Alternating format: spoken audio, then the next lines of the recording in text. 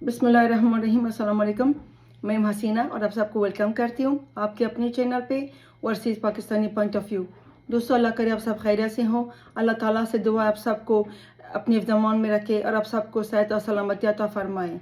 आज मंगल है, ट्यूसडे, और सुबह 11:30 बजे न्यू जर्सी में टेम्परेचर 53 फ़ारेनहाइट है, जो कि 8 डिग्री बन जाता है। मौसम एकदम चेंज हो गया, आज मौसम गर्म है। और आपको पता है, याद होगा कि 2 दिन पहले मैं आपके साथ शेयर किया था कि न्यू जर्सी का जो वेदर है ना, एकदम ठंडा हो चुका है और माइनस पे चला गया था। ऐसा लग रहा था 2 दिन पहले जो दिसंबर का महीना है, लेकिन आज मौसम एक बार फिर यू टर्न ले लिया इमरान खान की तरह और गर्मी शुरू हो गया। सियासी गुफ्तगू और सियासी गपशप से पहले मैं आपके साथ एक बात शेयर करना चाहती हूँ कि आज जश्न बहारान शुरू हुआ, जश्न नवरोज़ साल 1402। मैं अपनी तरफ से और अपनी फैमिली की तरफ से अपनी प्यारे भाई बहन अफ़गानियों को और मेरे प्यारे बहन ईरानियों को भी मुबारकबाद पेश करती हूँ। मैं ये साल 1402 जो है ना, हिजरी शमसी है, जो अफ़गानिस्तान में और ईरान में मनाया जा रहा है। और बेसिकली ये जश्न बहरान है, जश्न नवरोज़ है। ये हमारा आज पहला दिन है साल 1402 का। इस साल में हम बड़ा अच्छा सेलिब्रेट करते हैं। ये रिलीजन नहीं है, ये एक कल्चरल है। और इस दिन में हम बड़ा खूबसूरती से, बड़ा सलीक़े से सेलिब्रेट करते हैं, खाना बनाते हैं और मुख्तलिफ़ जो ड्राई फ्रूट है उनसे शरबत बनाते हैं। और टेबल के ऊपर फ्रूट्स भी होता है और कुकीज़ भी होता है और बहुत पूरा दस्तरखान हम बिछाते हैं। और रात को स्पेशली ये होता है कि हम वाइट राइस बनाते हैं और जो पालक होता है, पालक गोश्त वो बना लेता है, क्योंकि ग्रीन का कलर है कि ये जश्न बहारान है। मैंने भी कल रात में इसी तरह किया, मैंने अपनी फैमिली को मैंने इनवाइट किया था सुबह। फिर मैं वो जो हमारा जो ड्राई फ्रूट का जो हम मिक्स बनाते उसके कहते हैं आफ्ट मेवा। इसमें 7 मेवा शामिल होता है, 7 ड्राई फ्रूट, जिसमें बादाम भी है, जिसमें पिस्ता भी है, जिसमें अखरोट भी है, जिसमें किशमिश भी है, जिसमें खुबानी भी है, और जिसमें एक और फ्रूट है, शायद आपको नहीं पता, इसे ईरान अफगानिस्तान में पाया जाता है, उसको सिंजत कहते हैं।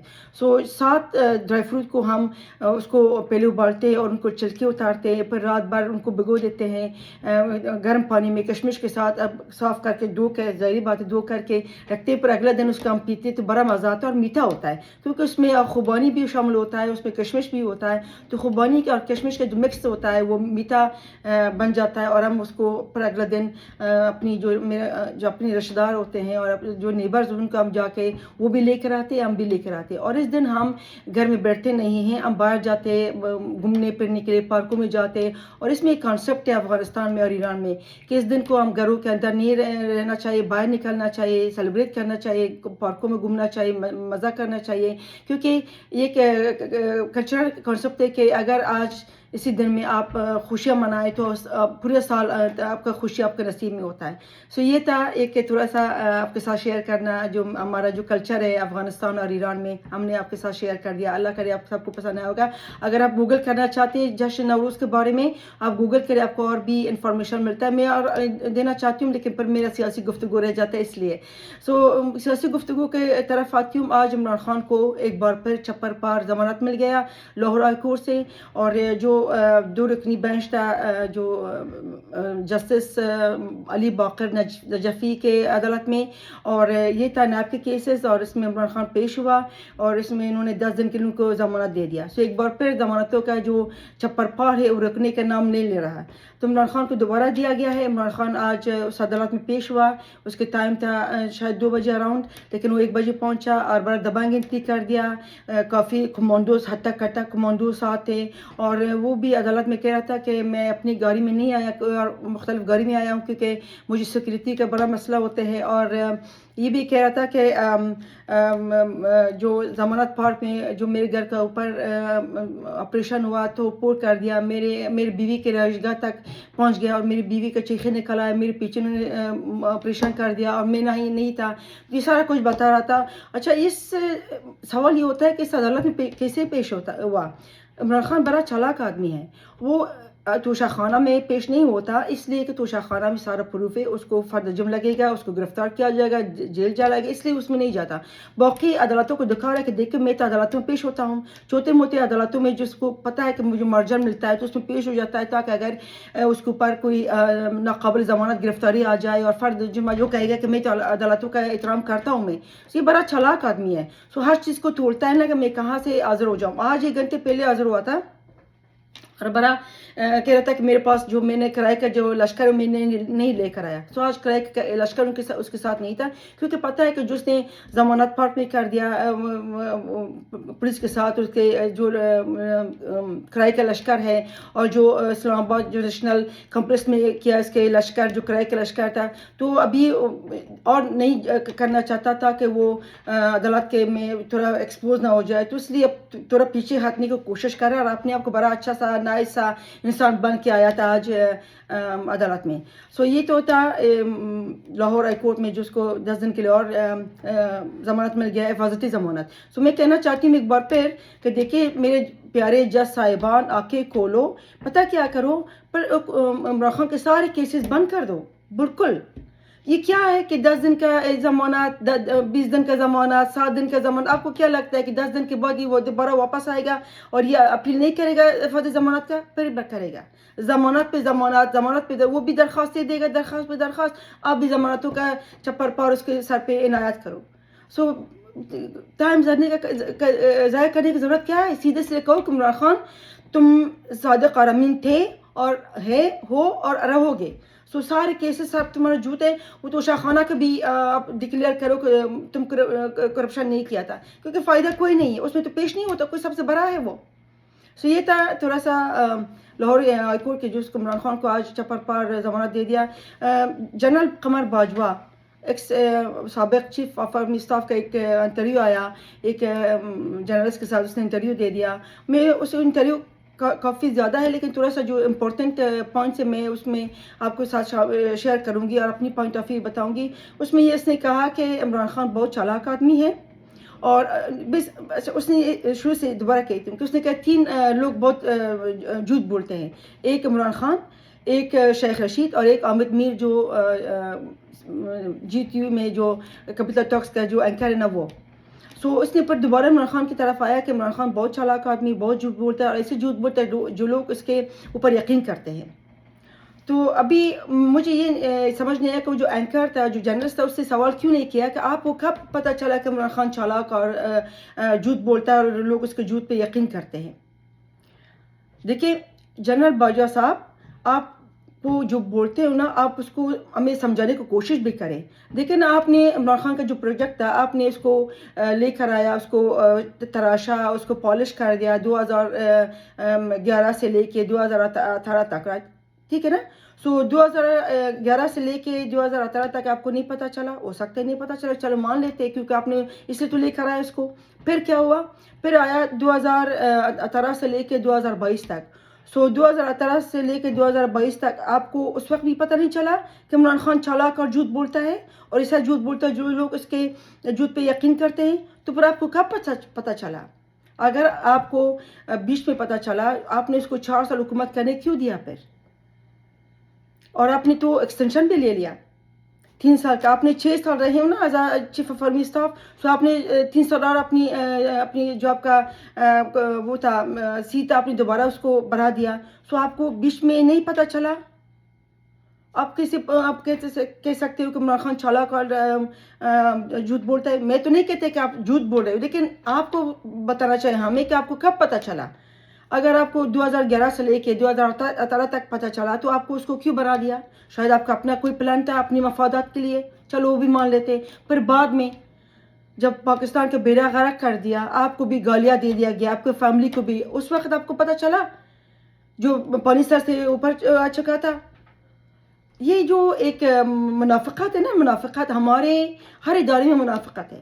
ابھی دیکھیں نا کہ جنرل باجوہ کا ریٹائرمنٹ آ گیا، ریٹائر ہو گیا، اب یہ کہتا ہے کہ عمران خان چالاک اور بہت جھوٹ بولنا ہے، اب عمران خان جھوٹ بولتا ہے، اور پھر ہمیشہ ہر جو طاقتور لوگ ہوتے بصر اقدار ہوتے جب وہ ریٹائرڈ ہو جاتے ہیں تو پھر اس کو ٹی وی کے پر انٹرویو دیتے، جیسے ثاقب ناصور کہا تھا کہ میں نے تو عمران خان کو صرف 3 نکات میں نے صادق اور امین ڈکلیئر کیا تھا، اور وہ کہہ رہا تھا کہ فائز حمید کون ہے جو میرے اوپر آردر کرے، میں تو کتاب لکھوں گا اور اس میں سارا حقائق بتاؤں گا، کتاب لکھنے سے پہلے لوگوں کا عوام پاکستانی عوام کے سامنے جواب دے دوں۔ یہ کیا ہے کہ ریٹائر جو آپ کا جب سٹنگ آپ کا پوزیشن ہوتا ہے اس وقت آپ کچھ بولتے نہیں ہو، جب بعد ریٹائر ہو جاتے ہو پھر اس کے بعد کہتے ہیں ہم کتاب لکھیں گے، پڑھا کے انٹرویوز کا فائدہ کیا ہے؟ پھر فائدہ کیا ہے؟ آپ کو پتہ ہے کہ آپ کو تو کوئی سزا نہیں ہوگا۔ یہ سب خیانت کیا ہے، آپ لوگوں نے خیانت کیا۔ جنرل پاشا نے خیانت کیا، جنرل ظہیر اسلام نے پاکستان کے لیے خیانت کیا، جنرل باجوہ نے خیانت کیا، جنرل فائز حمید نے، اور یہ ثاقب ناصور نے۔ اور ان کو جس طرح مریم صاحبہ نے کہا ہے، مریم نواز صاحبہ کہ جنرل فائز حمید کو کورٹ مارشل کرنا چاہیے، میں کہتی ہوں اس کو بھی اور جنرل باجوہ کو بھی اور جنرل بادشاہ کو بھی اور جنرل ظہیر اسلام کو، اور ان کو سب کے اوپر مقدمہ چلا کے ان کو کورٹ مارشل کر کے عوام کے سامنے ان کو پیش کیا جائے، پر عوام جانے اور وہ لوگ، اور ثاقب ناصور کو بھی اور عمران خان کو بھی، ان سب کو ایک لائن میں کھڑے کر کے عوام کے سامنے پیش کرو اور عوام سے یہ کہو کہ یہ دیکھو یہ تمہارا مجرم ہے، انہوں نے پاکستان کے لیے خیانت کیا، اب تم جانو اور یہ لوگ، پر ہم جانیں گے کہ ہم ان کے ساتھ کیا کرنا چاہیے، کیونکہ اب بہت ہو چکا، بہت زیادہ۔ یہ ایک ایکسکیوز ہمیں منظور نہیں ہے کہ جب ہم سٹنگ پوزیشن ہوتے ہیں تو ہم کچھ بولتے نہیں، اس کے بعد جب بیڑا غرق کرتے ہیں، جو پاکستان کا حالات خراب ہو جاتا ہے، جو یہ جو فتح خان کو لے کر ہے، اب فتح خان کو تمہیں پتہ چلا کہ اب فتح خان جو ہے نا وہ چالاک اور جھوٹ بولتا ہے، تو پہلے کیوں نہیں بتایا؟ ایک تو ہوتا ہے نا کہ چوری کرنا اور چور کے ساتھ دینا دونوں گناہگار ہوتے ہیں، تو آپ نے ایک جھوٹے مکر کے لے کر آیا، لیکن آپ نے اس کو جھوٹ کو اور اس کو چالاکی کو چھپایا، آپ بھی مجرم، اور جس نے جھوٹ بولا جس نے چالاکی کی وہ بھی مجرم۔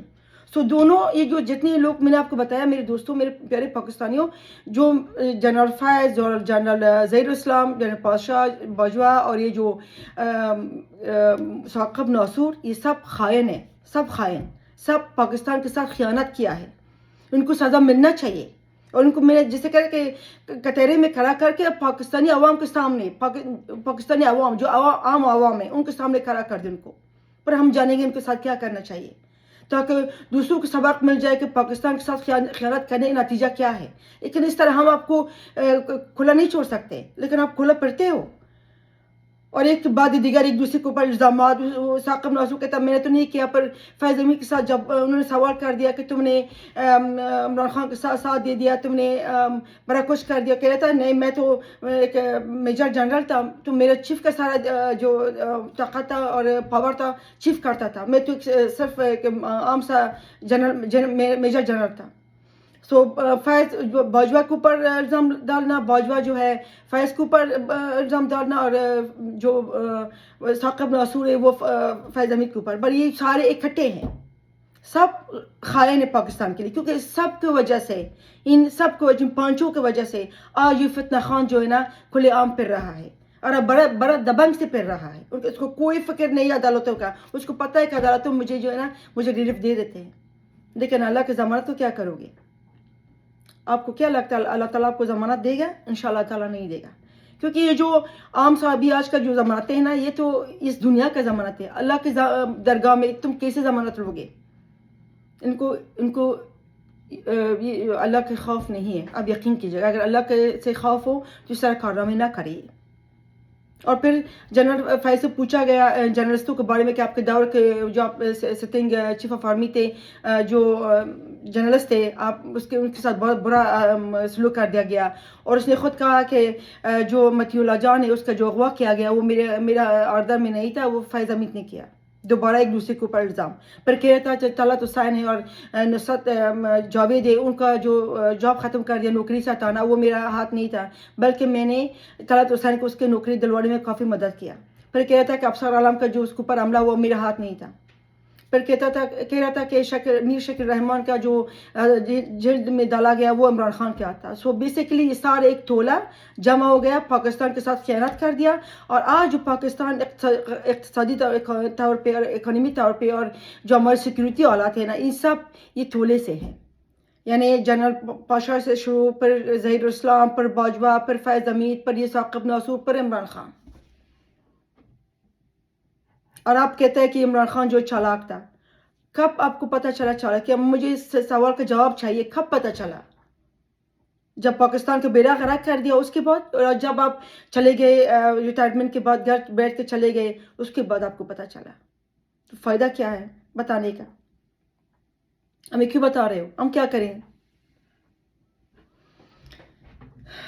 اللہ تعالیٰ پاکستان کو جو آج کل مسائل ہیں ان سے مسائل جو ہے ہمیں آزاد کر دیا جائے، اور ان غداروں سے، غدار تو نہیں کہہ سکتی سوری، ان خیانت کاروں سے اللہ تعالیٰ ان کو سزا دے دے، اور ایسا سزا دے دے جو بالکل تاریخ میں لکھا جائے. لیکن اللہ تعالیٰ کی درگاہ اس میں دیر ہے اندیر نہیں ہے. اور یہ سب آپس میں ننگے ہیں، یہ سب ایک دوسرے کے اوپر الزام ڈالتے ہیں نا، سب ننگے، کیونکہ سب کا جو انہوں نے خیانت کیا ایک دوسرے کو پتہ ہے. اس لیے اتنا ہی بولتے ہیں جتنا افورڈ کر سکے، زیادہ نہیں بولتے، اتنا بولتے ہیں ایک دوسرے کے اوپر الزام لگاتے جتنا افورڈ کر سکتے ہیں. سو دوستو آج کے لیے اتنا ہی. میرے چینل کو سبسکرائب کر، لائک اور شیئر کریں، اور اپنی کمنٹس کو مجھے آگاہ کر دیجیے گا.